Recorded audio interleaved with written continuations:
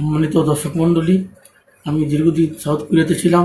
সেখানে প্রত্যেকদিন গরম পানিতে গোসল করাতে আমার চুল চলে গেছে। অনেকদিন আমি খালি মাথায় করছি, খালি মাথা নিয়ে ঘুরতাম। তখন আমার কাছে একটু আনইজি মনে হতো। আজকে এখানে আসে চুল লাগানোর পরে একটু নিজের কাছে ইজি মনে হইতেছে। আপনারা যাদের প্রয়োজন মনে করেন তারা এই ভাইয়ের কাছে আসবেন।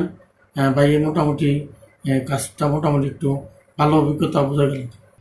আপনাদের সবাইকে আন্তরিক শুভেচ্ছা এবং ভালোবাসা জানিয়ে হেয়ার কিউটির পক্ষ থেকে আজকের মতো এখানে বিদায় নিচ্ছি। আসসালামু আলাইকুম।